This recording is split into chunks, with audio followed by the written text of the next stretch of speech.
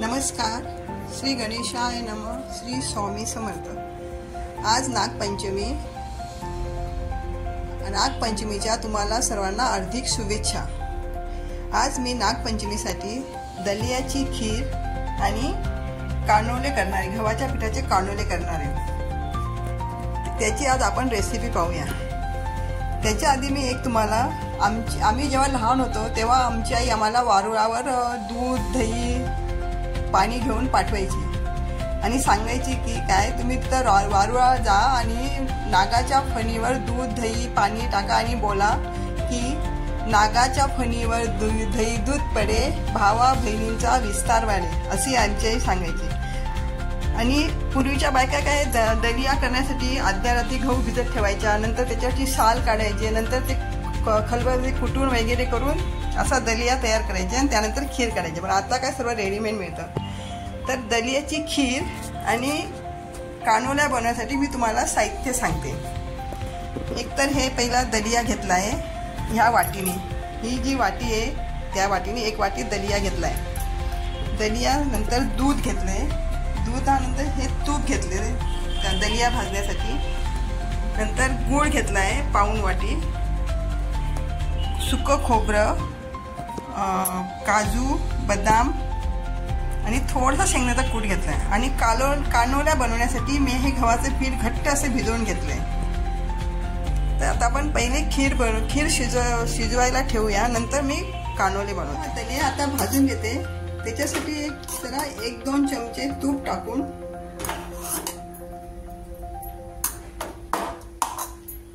हा दलिया छान सारखा भाजून घेते. आणि दलियामध्ये पाणी टाकण्यासाठी इकडे मी पाणी पण गरम करायला ठेवलं आहे. आणि साधारण दूध मी 1.5 लिटर घेतलं आहे. दलिया भाजून झाला आहे. आता त्याच्यामध्ये मी हे गरम पाणी टाकते.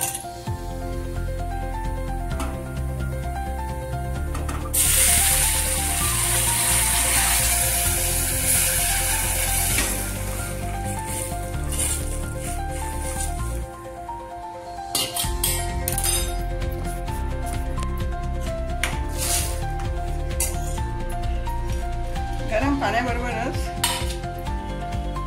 हे किसलेलं खोबरं,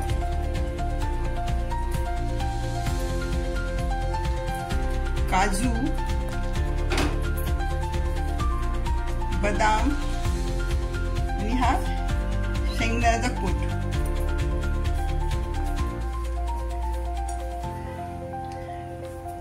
हे सगळं टाकून एक 10 मिनिटं चांगली खीर शिजवून घेते.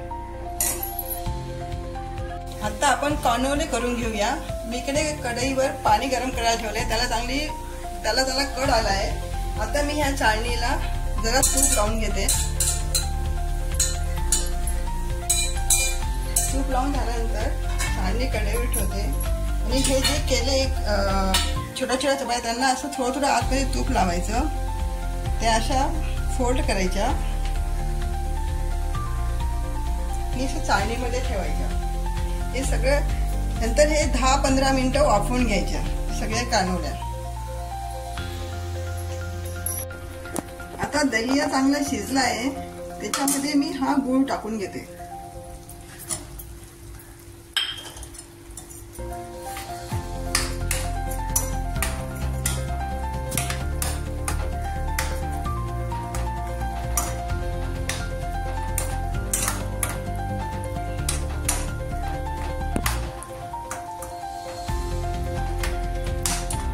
इकडे आपले कानोले पण तयार होत आहेत. वाफवत आहेत. तर दलियाची खीर तयार झाली आहे. दूध टाकण्याच्या आधी गॅस बंद करायचा. गॅस बंद झाल्यानंतर दलियामध्ये दूध टाकायचं. नाही तर दूध आपण कारण की त्यात गूळ टाकलाय, दूध फाटण्याची शक्यता असते. गॅस बंद करून नंतर दूध टाकायचं.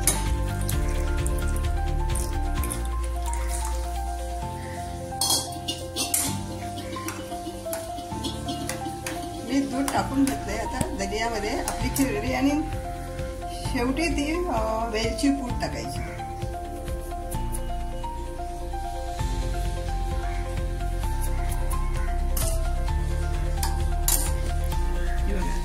दलियाची खीर तयार झाली. दलियाची खीर आणि कानोले तयार झाले. आता आपण नागोबाला नैवेद्य दाखवूया.